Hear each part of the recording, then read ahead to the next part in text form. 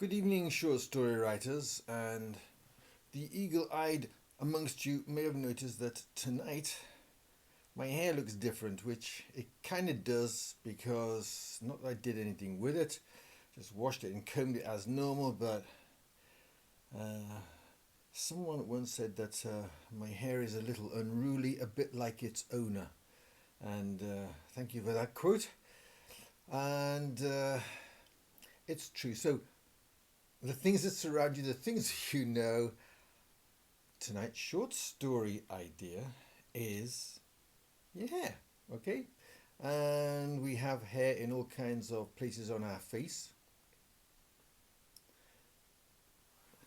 It's one of those things. What we're going to do with this idea, this is how can this be a fiction writing prompt? How can it cause a problem? Well, my hair, as you know, is normally a bit all over the place, a bit Einsteiny, and I put that down to being a creative type, a bit of a musician, and most musicians who write music have hair everywhere. Brian May and Beethoven, and we've got no idea what was going underneath the wigs of Mozart and Handel and Bach, or Haydn. Could have been any kind of explosion going on. And as Tchaikovsky kind of kept his hair very short, probably for the same reason. It tends to be a musicianly thing. And I'm not saying that I write classical music in the same sort of good grief. The camera's being unruly as well. It's kind of joining in sympathy with my hair. Anyway, so hair. How can your hair be a problem? Well, one, if it's unruly and you've got an important interview, that'd be a short story idea for one thing. An interview and your hair won't behave, and this makes you very, very self-conscious, and consequently you either go overboard, or your main character does, and wins the interview that way, or they become very, very subdued and they lose the interview, and this causes a problem. They decide to do something about their hair.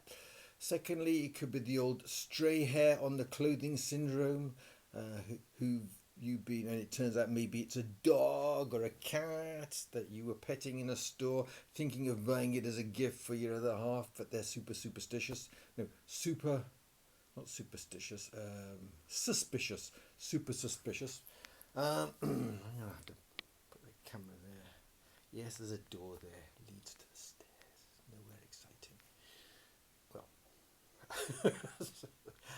that's another story. Armpit hairs, facial hairs, getting a bit of white there, so somebody could start to panic, or in their eyebrows, or maybe they're trying to grow a beard and they can't. Maybe it's a lady trying to grow a beard so that she can be a circus performer, like she's just watched The Greatest Showman or something like that. All these things are starting points for stories, and then you can play de bono with them. You can say, what if the hair is in some way carrying a virus? Dun dun dun. What if somebody takes one of your hairs, and I don't know whether they can, because I think this is RNA and you've got DNA. I don't think that they can do a DNA trace on your hair yet. It's only a matter of time, and that could be a science fiction story. It could also, in fact, that's what happens in Starman, isn't it? A very old film with Jeff Bridges. Yeah, it is Jeff, not Bo. And you could twist that around as usual for horror and fantasy and thrillers, stroke action. Somebody takes one of your hairs, or your main character's hairs, plants it on a scene so that they become the main suspect in a crime, and then they've got to fight for their innocence. Okay, that's one way of flipping it.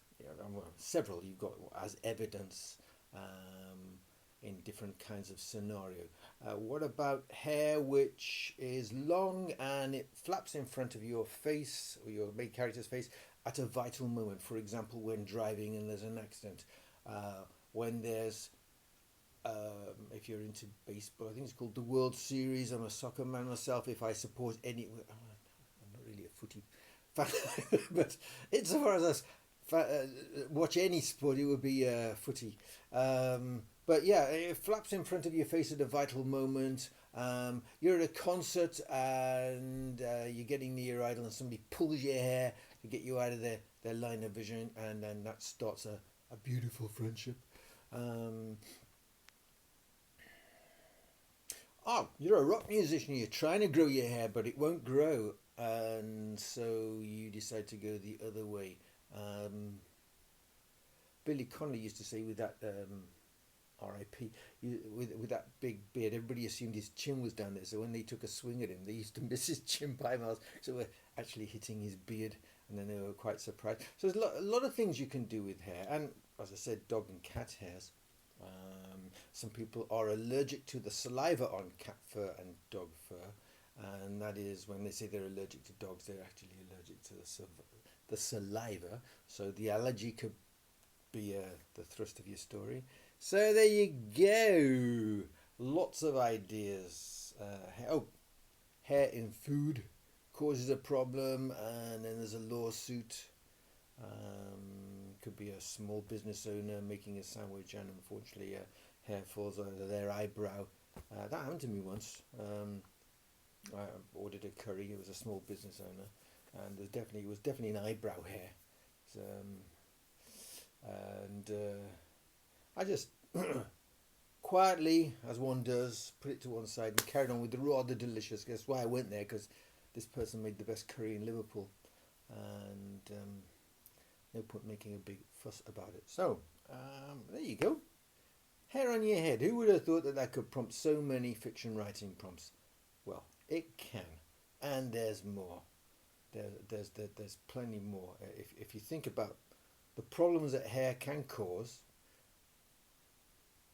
they're limitless. They're limitless. In fact, well, a big cultural problem surrounding hair in some areas of the world as well, aren't there?